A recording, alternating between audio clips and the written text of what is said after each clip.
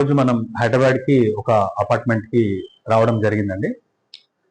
అది వచ్చేసి ఎంట్రన్స్ అండి, పశ్చిమ వాయువ్యం డోర్. ఇటు వచ్చేసి ఇది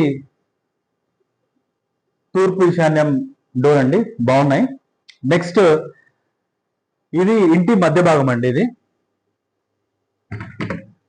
ఇంటి దక్షిణ మధ్య భాగం అండి ఇది. సో ఇక్కడ వీళ్ళు ఏం చేశారంటే దక్షిణ మధ్య భాగంలో ఇక్కడ వాష్రూమ్ ఇచ్చారండి. ఓకే, మంచిదే, తప్పేం లేదు.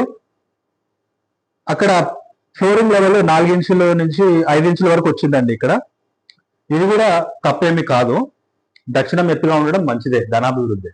కానీ ఇది నైరుతి కన్నా ఎత్తు ఉండకూడదండి. సో ఇది మాస్టర్ బెడ్రూమ్. ఈ మాస్టర్ బెడ్రూమ్ లో ఇది పశ్చిమ నైరుతి అండి. ఇది ఈ నైరుతి కన్నా ఆ దక్షిణం అనేది హైట్ ఉండొద్దండి. కాబట్టి వీళ్ళకు రెమెడీ ఏం చెప్పానంటే, ఇక్కడ ఈ కబోర్డ్ ఫ్లోరింగ్ వచ్చేసి ఈ ఫ్లోరింగ్ లెవెలే ఉందండి. దీనివల్ల ఇక్కడి నుంచి అక్కడి వరకు నైరుతి వరకు, ఈ పశ్చిమం నుంచి అక్కడ నైరుతి వరకు కూడా సేమ్ ఇలానే పల్లంగా ఉంది.